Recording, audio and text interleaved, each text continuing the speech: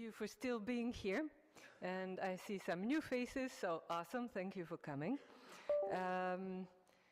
We're getting to the last official nerdy presentation for today. From now on, it's going to be just fun.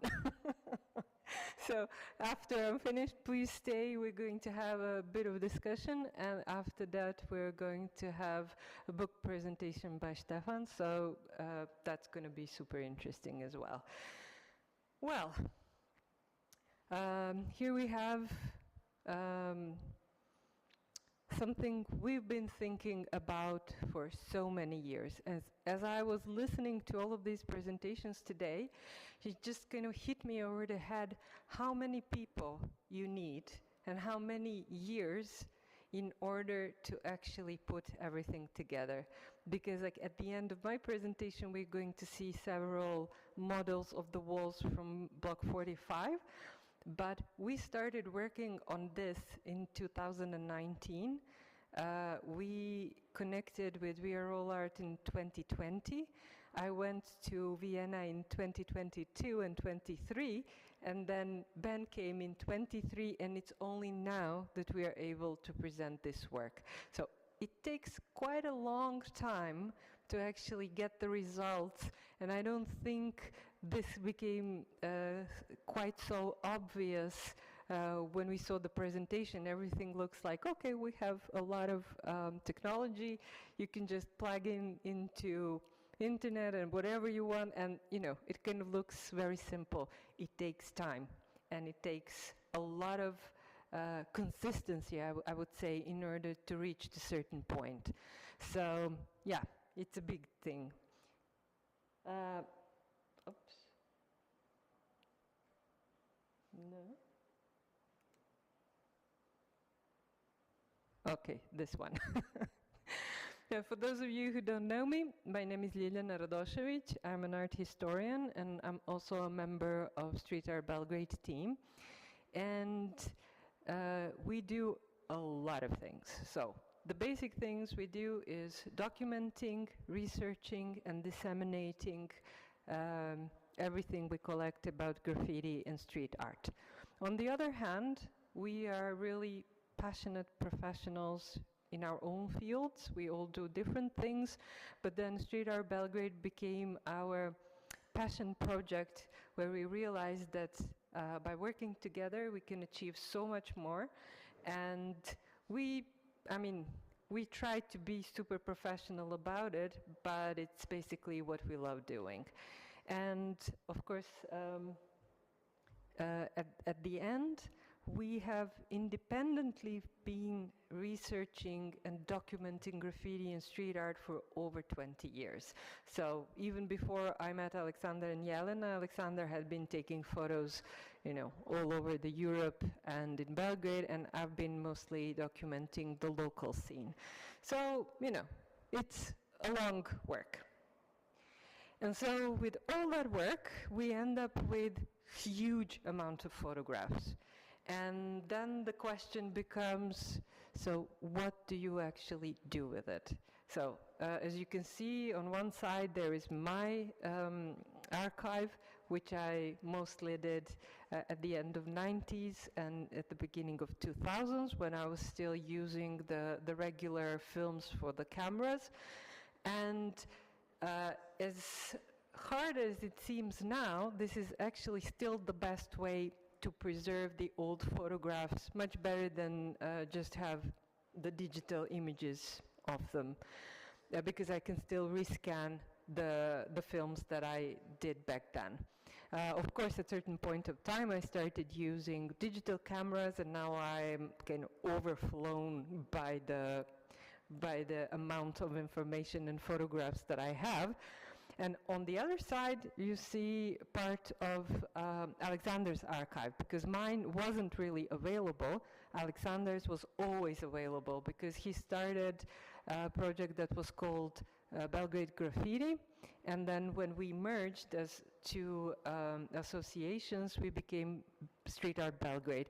And then, of course, now we have this like official site and a place where we put most of our archives. But the point is, taking photos in digital age, it doesn't make it easier, because nowadays you want to take a photo of a certain piece and you don't take one photo like once upon a time I did. Now you take 5, 10, 20 photos because, you know, the day was not really so great, it was too sunny, it was too rainy, it was too much of this, too much of that, and then you end up with like dozens of photos of the same piece that you have to put somewhere and do something with it.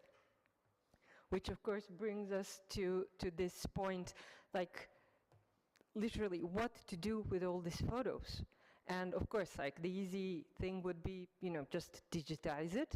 And then as we saw throughout the day and everything that Gert was saying, that Stefan was saying, that Ben was saying, you can't just digitize it, because every photo needs a metadata. If you want to really understand what's in the photo, you can't have just photo, you need this metadata. And you need to optimize metadata. And then it becomes complex and it becomes a long work. So, you know, really, what do we do with it? And then the next point is it going to be accessible? So there is no point in having an archive if it's not accessible to people, if like the larger audience can't see it. So what's the point of the archive at all? And then again, the question was, but can we do something different? Like, do we just keep, you know, the Facebook and Instagram profiles and, you know, some other profiles and some other social media, they're just popping up like mushrooms? Do we really need all of that? And is there a better way to preserve it? So here is where this idea about the cultural heritage comes into play. Because if you're just documenting and posting on social media, this is, okay, good enough. It's going to do the job until, you know, certain extent. But what we need even more as people who work in culture, we need to preserve it in a way that is going to be useful for the future generation. So in that sense, you know, just photo doesn't cut it anymore, as we saw from all of these presentations today. And so, of course, we've been planning and thinking a lot about what to do with all the photos and all the archives that we had. And pretty much at the same time, we came to a conclusion that virtual reality would be a good solution for what we need. And at the same time, we connected with Vitomir from We Are All Art, and this is how we started doing our exhibitions. So our first baby was Take 3, Loving Street Art Belgrade, which is an exhibition where we kind of experimented from the scratch. And we are very, very happy that we had this opportunity to work with We Are All Art and actually experiment with them, because we never did anything like that before. They never did like something like that before, because we were very adamant. It's like, you cannot put graffiti in street art in closed up spaces. It's like you put them in the gallery, and that doesn't really make sense. So we needed an open space, and they were like, okay, we're gonna make an open space for you. So ta-da, here you are. So we are super, super happy that we actually got this opportunity to kind of invent our own space and to get a possibility to put it in an open rendered space, as we can, I can call it like that. As you can see, I'm not a tech person. And then the second thing we did for this exhibition was this particular wall. So this wall was actually a game changer, because as we were working on it with people from We Are All Art, we realized that exactly this type of modeling is actually ideal for what we need in the future. And our idea was always this temporal element that Gert was also talking about, where we wanted to document what is happening on a particular wall throughout the decades, because most of the walls in Belgrade have been active since 1990s. And so what we learned from it? We learned, of course, that doing an exhibition, you also always have to create a new meaning, otherwise exhibition doesn't make sense. But in that, you really have to move from this idea of the exhibitions from 19th century, that I was personally trained in as an art historian, and you really have to make a leap into 21st century in order to understand how to present graffiti in street art in digital world. And we had this presentation this morning from Vitomir, who is already in 25th century. So, you know, I'm lagging behind very badly, but I'm still, you know, in 21st and happy to be there. Because, you know, it really changed the way I think about the curatorial practices with this first exhibition that we did. And that made me think that as art historians, as cultural workers, archaeologists, so on and so forth, we really need to have an education base where we learn about these things, because they're going to make our lives much easier in the future, even though Vitomir doesn't have such vision. I think what's going to happen is exactly what he said. We're going to have a big disconnect, but then we're going to ask exactly for what we need and then get what we need without too much fuss like we need to do today. I'm very particularly proud for this exhibition that I managed to create a modular text. And when I say modular, I think like text like IKEA furniture. Whatever you put together is going to look nice. What I mean by that is like every photo in the exhibition has a description, and every segment of the exhibition also has a description, just like you have in the regular galleries.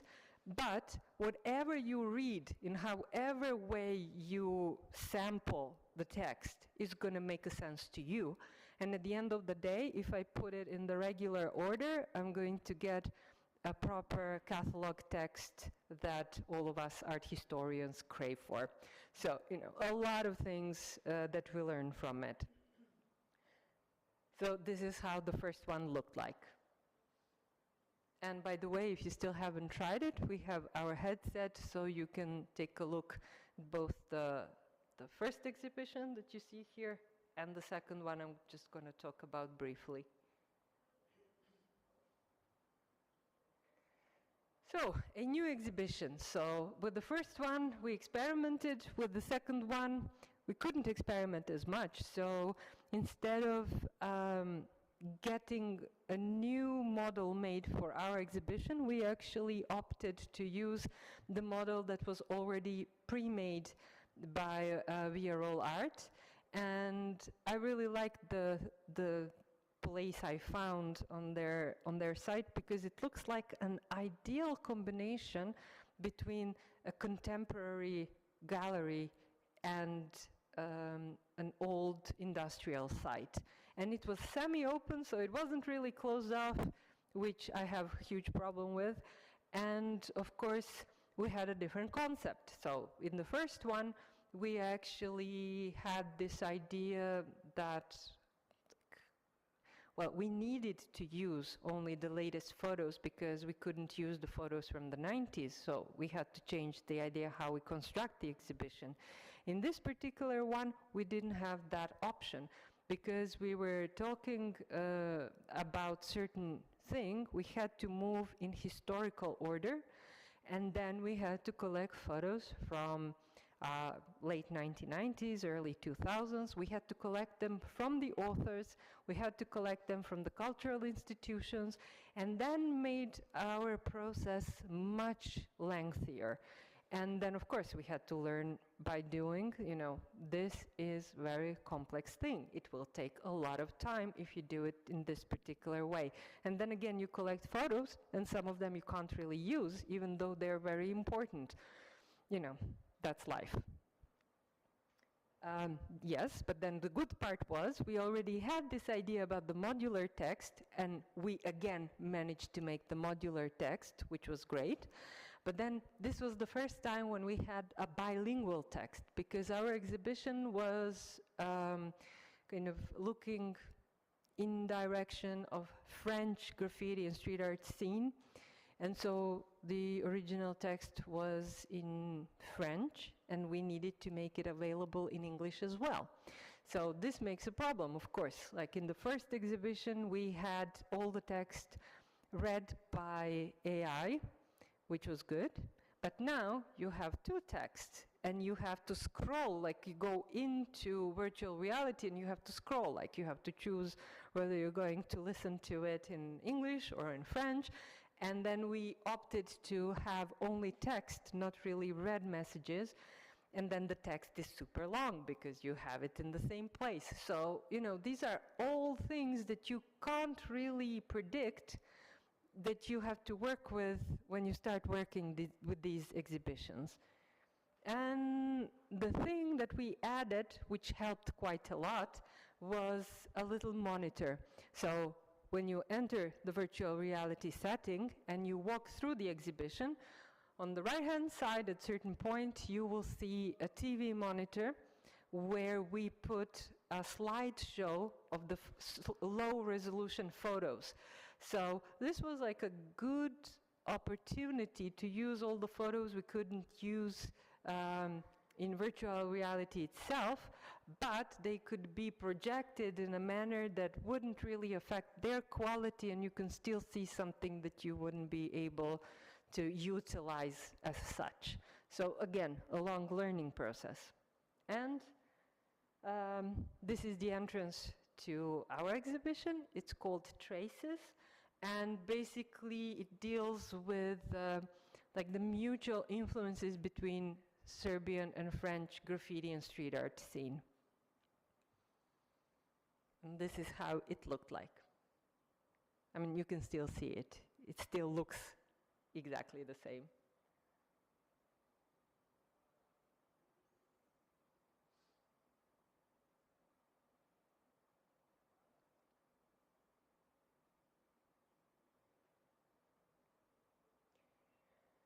Okay, so after we finished with that, we had a bit of a crisis. So like, okay, we managed to achieve a lot.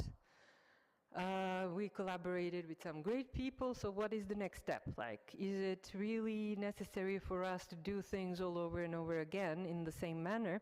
But it's never really a same manner, because every time you make an exhibition, it's a different topic and you are facing different challenges in production of that particular exhibition. But we really thought, like, now we have certain knowledge, we want to use it to do something else. And basically, we came up with the conclusion that the walls are going to be our next big thing. So instead of producing exhibitions the way you just saw them being produced, we actually wanted to produce an exhibition where we would have only walls that were scanned, so we could have the actual sites transferred into virtual reality where you can just walk through. And this is the opportunity and this connection point between the graffiti culture and heritage, intangible heritage approach. So when I was thinking about what we can actually do with the models that we had documented with Ben when he was in Belgrade, I realized, well, the Block 45, not only that this place is a birthplace of graffiti culture in Belgrade, but it also has such a specific architectural setting and urbanistic setting that it's really like site on its own is really special. And by Block 45, I mean this particular segment, because Block 45 has 3 different segments. The segment that is facing the river, where we have the largest amount of graffiti. And we also have quite a lot of graffiti that we're going to see now that have survived since 1990s, which I think is like completely amazing, but from the point of view of graffiti culture, totally abnormal. Graffiti is not supposed to be lasting for 20 years or 30 years.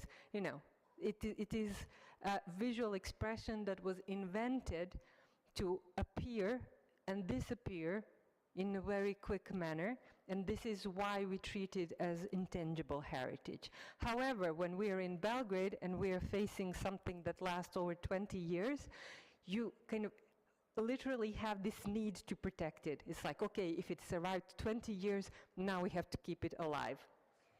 And so this is one of my favorite walls, and I'm going to start with this one. It's something, it's a site that was made in 1998. It was done by two graffiti writers from the first generation, and it's written Nola and Neuro.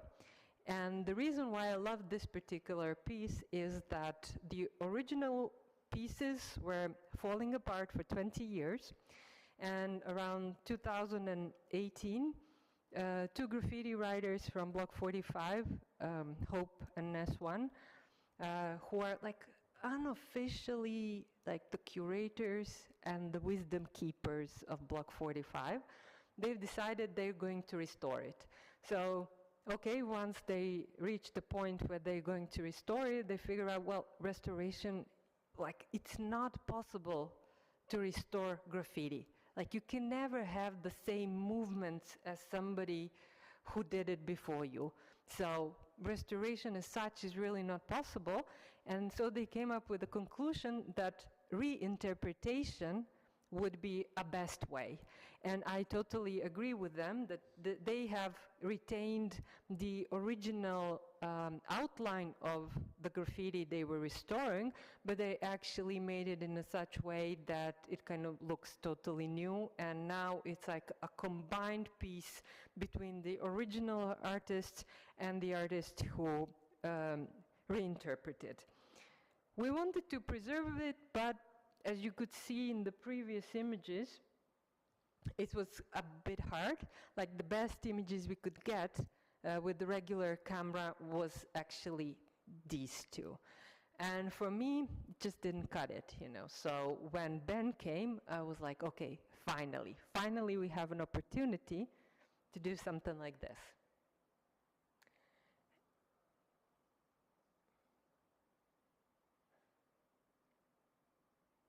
And what this gives us is actually a model. It's not only about the visual thing, it's actually a model. And then, on that particular model, in some time in the future, you'll be able to kind of slap on it everything that was ever on that particular wall, and you'll be able to play with it and see, you know, what results you'll be able to get. So the next wall that is interesting, pretty much the same idea like the ones I just showed you. This is how the photos of the original wall used to look like. I call it AGC wall because it's like the first official, we had previous ones, but this is the first official graffiti crew in Belgrade, Anonymous Graffiticus crew. That started in the Block 45, and this is one of their walls from 1997, but this is how it looked like just like when we documented it. And wouldn't it be great actually to combine this and the original photos that we have so that we can basically have the reconstructed version without intervening in the official space? Like, we don't touch really graffiti and street art. We just kind of document in a way that we need it to be documented without ever touching it in the streets. Then we have the astronauts from the Block 45 again. This is a seminal piece that was created in 1999 during bombing. And this was a very important period for Belgrade graffiti scene. That I won't be talking a lot about. But of course, it used to look amazing. Nowadays, not so much, but come on, 1999, and it's still there. It's amazing that it just survived. And then we are getting to the same photo. If you're listening, Ben, it's photo of you and Cypress Hill. So Cypress Hill is, again, one of the examples that I would really love to tackle in this temporal way of thinking, because of course we have the original photos when Cypress Hill was made. This is how it looked like when we were documenting it.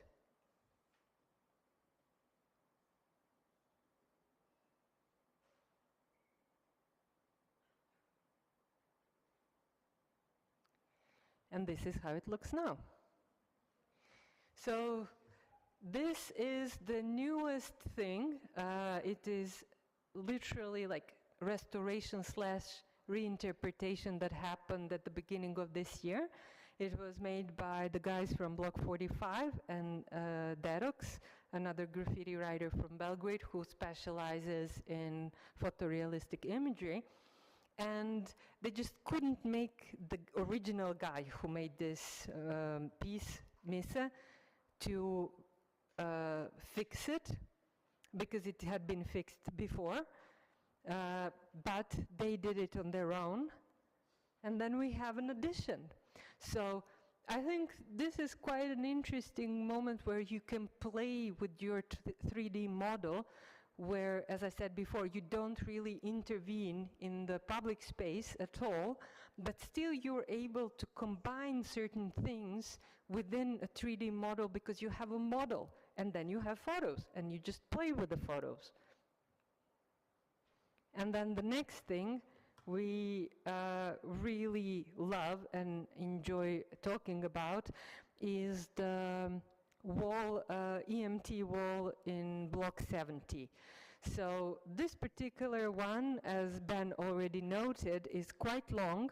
It has a long history, and for this one, we have, I think, maybe the biggest amount of documentation than any other wall in Belgrade, except the Jugopetrol wall that doesn't exist anymore.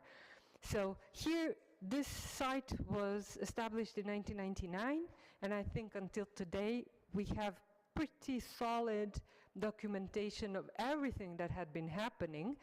And of course, like the early stuff, we have, Hope has in his archive, I have some, Alexander has some. I'm pretty sure we could collect from all the graffiti writers and all the people who ever participated and actually get it into this like temporal zone. This is actually, when I was thinking about the temporal element, this is exactly the wall I was thinking about. Because like in my mind, you can look how this wall, like you can make it look like it looked in 1999, and you can make it look in 2003, and you can make it look as it looked like 3 years ago, and so on and so forth. So I think there is a lot of potential here. However, by saying all that, our general idea is to actually scan whole of a Block 45, like all the buildings, all the sites, all the streets, all the playgrounds, everything we have in Block 45, and actually have all this documentation that we have and that some of the graffiti writers have, and actually play with it as a complete model. So in that sense, me as an art historian, I could actually do tours like the first generation of graffiti writers. Haha, here you are, you have the exhibition. But then we can skip into 2003 and have a whole exhibition within the real space of the anti-style that was happening and that became basis for the street art that we know today in Belgrade, and like we can do the restorations and stuff like that. So we have a lot of potential. The point is it possible at this particular moment? Well, maybe not, but as Vitomir was saying this morning, like in 2 years' time, we won't even think about it. We're just going to give it to AI and, you know, we'll be able to do it. But yes, the next idea is a huge exhibition with only walls, and then beyond that, to scan a complete Block 45 and to have it rendered in a way that we need for any particular aspect. So yeah, these are our visions for the future, and I think really they really wouldn't be possible unless there were other people that are working on exactly the same topics, rethinking the same topics, giving us tools and opportunities to work with the materials that we have here in Belgrade. But I think by being able to use all those free source tools that Indigo Project developed, it's going to make our lives much, much easier. So I would like to end up here and to invite you once again, please don't run away. After this we have a short debate, and after that presentation of the book. And thank you for listening to this presentation.